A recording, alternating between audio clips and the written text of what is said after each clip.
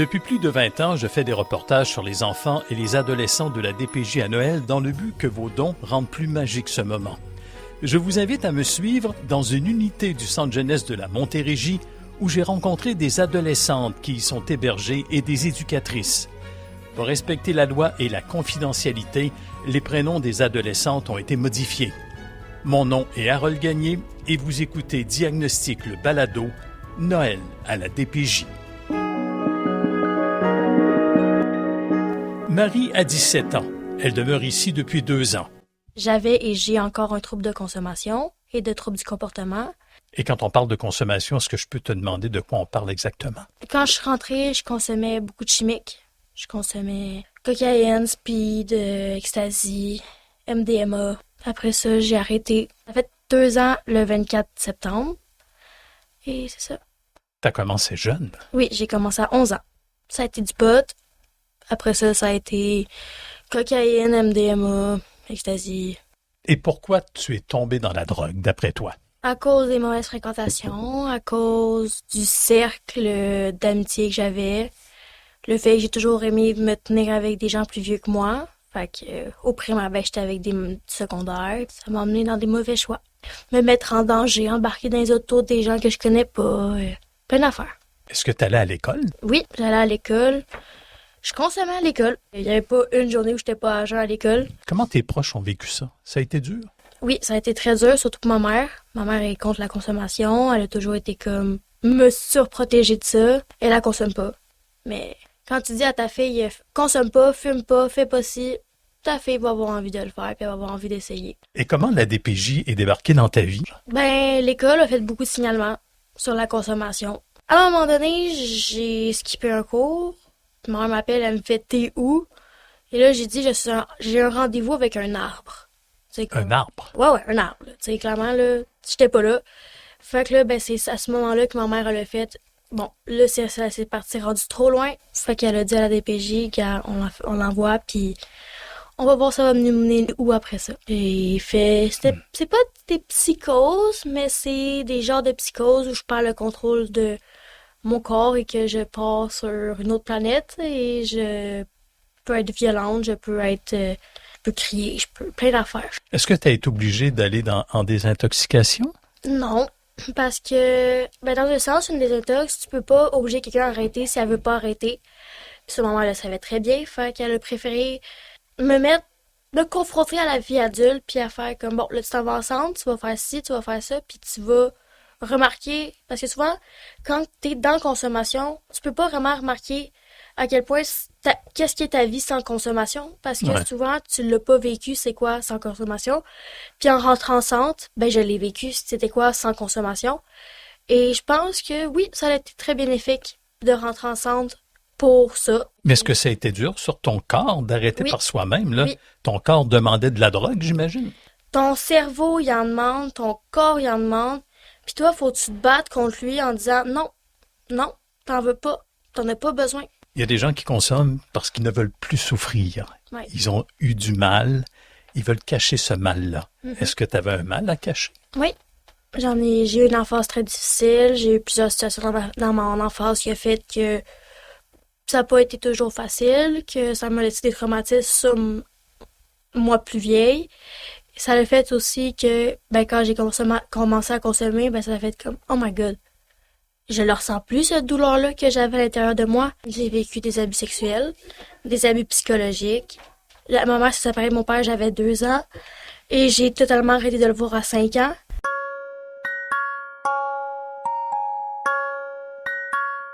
Qu'est-ce que tu vas faire à Noël? Ben, c'est sûr que je vais passer du temps avec ma famille, avec mon copain. T'as le droit de sortir? Oui. Quelques jours? Je sais pas encore.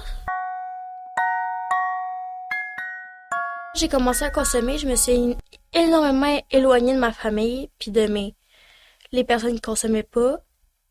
Puis, ben, ça a fait que certains Noëls, j'ai passé avec mes amis à consommer, puis à me geler. Puis quand que j'ai arrêté de consommer, ben c'est là que j'ai remarqué que Colin, Noël, c'est un moment de famille, c'est pas un moment à aller se geler la face avec ses amis. Tu vas demeurer ici jusqu'à 18 ans? Non, je pars bientôt en appartement. Qu'est-ce que tu vas faire? En ce moment, j'ai une job à temps plein. Je travaille 32,5 heures. Je vais continuer à travailler. Je vais retourner à l'école aussi parce que j'ai pas fini mon secondaire. T'aimerais faire quoi plus tard? Je vais faire du travail de proximité. Ça veut dire aider les autres. Oui. Faire du travail de rue, aller travailler dans des organismes, tu peux même aller travailler en centre jeunesse. Puis l'étude que tu peux faire, il y en a beaucoup, mais moi, celle que je veux faire, c'est technique en éducation spécialisée. Qu'est-ce que je te souhaite pour l'avenir? Du bonheur, de la joie, de réussir. Rien n'est impossible malgré les difficultés de la vie. Maï en sait quelque chose. Elle est éducatrice depuis presque 3 ans. Depuis toujours, moi, je sais que je vais aider les autres. J'ai moi-même été aidée là, par la DPJ quand j'étais enfant. Non, je suis pas venue en centre jeunesse. J'étais aidée plutôt à l'externe par la DPJ. Moi, ma mère était atteinte, avait des enjeux au niveau de la santé mentale, donc elle était pas très adéquate, disons, envers moi et mon frère. Donc, la DPJ, il y a eu des signalements qui ont été faits. Donc, pour nous aider, des visites supervisées avec notre mère puis tout. Moi et mon frère, on habitait chez mon père. Puis c'est mon père qui s'occupait de nous, mais on avait les services de la DPJ pour nos contacts avec notre mère. Parce que c'était pas possible d'avoir des contacts sans la DPJ pendant un moment. J'avais 6 ans, jusqu'à mes 13 ans, je dirais, 13-14 ans. Ce que t'es devenu, mais c'est à cause de ça, finalement. Moi, je le dis, c'est en grande partie mon passé fait l'intervenante que je suis, puis l'aide que j'apporte aux jeunes. T'es capable de bien les comprendre. Oui, je les comprends.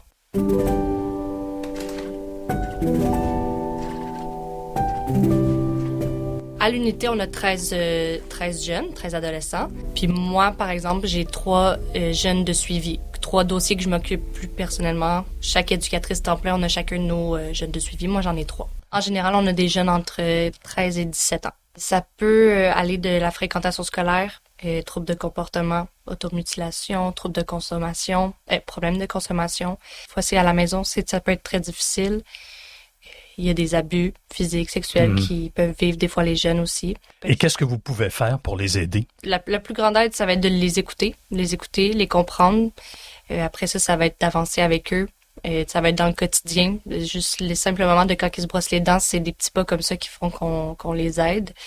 Ça va être d'avoir des moments positifs avec eux, leur faire regagner leur estime d'eux-mêmes, faire des ateliers avec eux pour l'éducation aussi. Ça peut être l'éducation sexuelle, l'apprentissage sur les drogues. Ça va être beaucoup dans le quotidien là, qu'on va les aider le plus.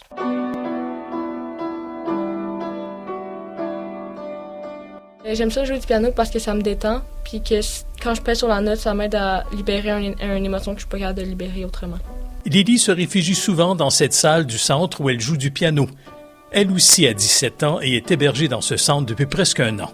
J'arrivais plus à l'école, où j'y allais, mais j'avais beaucoup d'absence. Puis j'avais des problèmes avec des comportements autodestructeurs. Et comment t'expliques ça maintenant, avec le recul? J'étais pas un enfant facile, j'étais vraiment un enfant avec un tempérament difficile. Est-ce que tu fais des crises encore? Oui, ça arrive. Qu'est-ce que tu fais comme crise? Ça peut m'arriver de lancer des objets dans ma chambre, puis crier après l'éducateur ou essayer de m'en aller. C'est plus fort que toi? Oui. Est-ce que tu te contrôles mieux qu'avant? Oui. Est-ce que tu es une fille anxieuse? Oui. Ça se manifeste comment, ça, l'anxiété? Quand je suis vraiment anxieuse, je vais me mettre à rire. Mais sinon, je vais ronger mes ongles, je vais avoir la jambe qui va shaker. Est-ce que tu as eu besoin d'une psychologue? Oui, j'en ai une depuis que j'ai 12 ans. Quand tu parlais tantôt d'autodestruction, tu faisais quoi? De l'automutilation. Tu te coupais? Oui. Est-ce que ça te faisait peur un peu?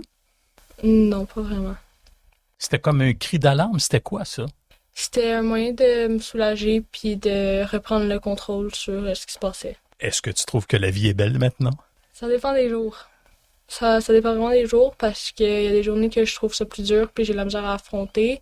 Puis il y a d'autres journées que ça peut super bien se passer puis que genre j'aime ça être là. Genre. Lily a désormais un but. Elle veut poursuivre ses études au cégep et prendre soin des enfants. Qu'est-ce que tu vas faire à Noël? Je m'en vais chez moi avec ma famille puis mes cousines. Qu'est-ce que ça représente Noël? Noël, pour moi, c'est vraiment une façon où on se retrouve toutes parce que maintenant, j'habite quand même assez loin de ma famille, fait que je les vois pas super souvent. Puis dans le fond, Noël, c'est vraiment quelque chose qui va faire qu'on se regroupe tous puis qu'on fête ça tout ensemble. Là, est-ce que tu as des contacts avec ta famille de façon régulière? Oui, je vais chez moi une fin de semaine sur 2. Alors merci, puis moi, je te souhaite de réussir ton cours et d'être très heureuse dans la vie. Merci.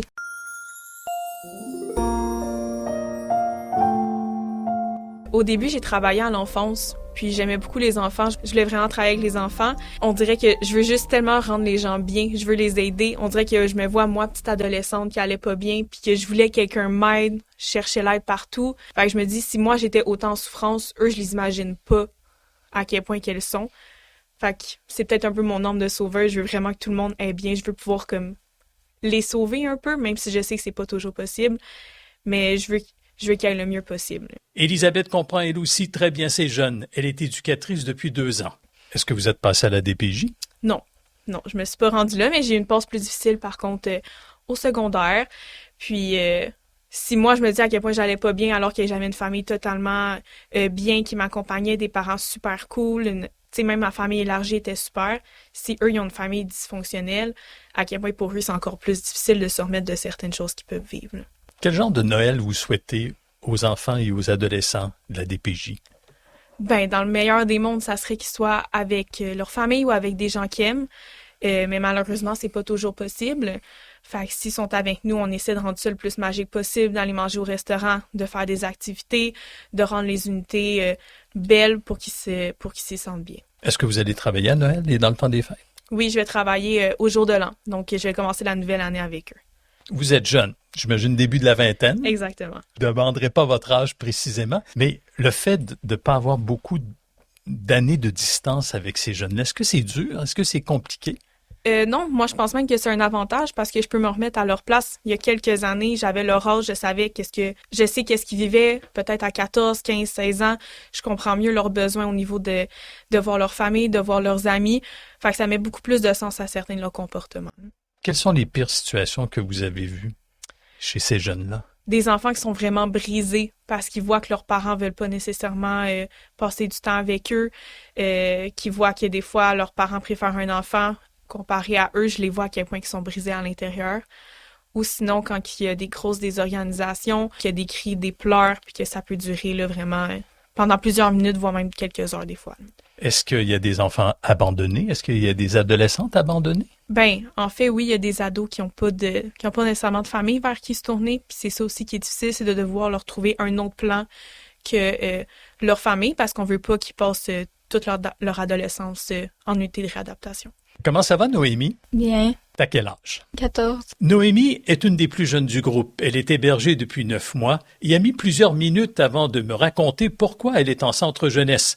On devait d'abord établir un lien de confiance, c'est normal. On ne s'était jamais rencontrés auparavant. Est-ce qu'il y a une raison particulière qui t'a amené à la DPJ? Parce que je fuguais de chez nous, T'allais où? à Montréal. T'avais pas peur? Non, Où est-ce que tu dormais? Où est-ce que tu mangeais? chez des amis. Est-ce que tu pouvais fuguer longtemps, pendant plusieurs jours? Non. Combien de jours? 2. T'as fait ça combien de fois? 10 fois, je pense. Tes parents s'inquiétaient? Ouais. Est-ce que la police te recherchait? Ouais. Puis c'est eux autres qui te trouvaient. Mhm. Mais t'avais pas peur pour ta sécurité? Parce qu'on dit des fois que il peut y avoir des dangers, autant pour les gars que pour les filles, que d'être en fugue, de se faire exploiter. Est-ce que t'avais peur? Non. Est-ce qu'il t'est arrivé des choses malheureuses? Non. Pourquoi tu fuguais? Parce que je n'avais marre de mes parents. Quelquefois, il y a des jeunes qui fuguent des centres jeunesse. Est-ce que tu as fugué depuis que tu étais au centre jeunesse? Une fois, T'as fait quoi? T'es allé où? je suis allée prendre une marche, puis après ça, je suis revenue. Noémie va passer Noël dans sa famille puis reviendra au centre. D'autres passeront le temps des fêtes sans contact avec leurs proches. Est-ce que c'est un moment triste dans le centre? Mais je dirais, tu sais, on le sait très bien qu'à l'intérieur d'eux, c'est un moment triste, c'est un moment qui c'est difficile pour eux, mais tu sais, on amène tellement de positifs qui vont être dans la joie sur le moment, mais on le sait qu'en arrière de tout ça, ça se cache une détresse, puis une tristesse de je suis pas avec ma famille, puis ou j'ai pas de famille pour certains, mais tu sais, on rend ça vraiment positif.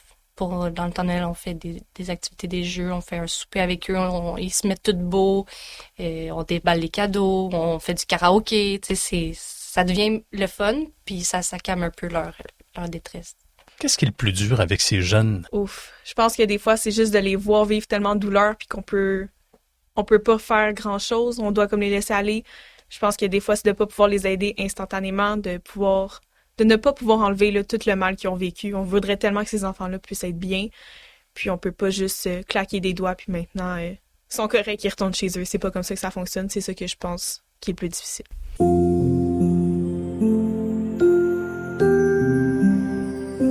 Je vous invite à faire un don à la Fondation du Centre jeunesse de la Montérégie pour offrir aux jeunes de la DPJ de beaux moments. Ici Harold Gagné, je vous ai présenté un autre épisode de Diagnostic le balado qui vous fait découvrir le monde de la santé et des services sociaux.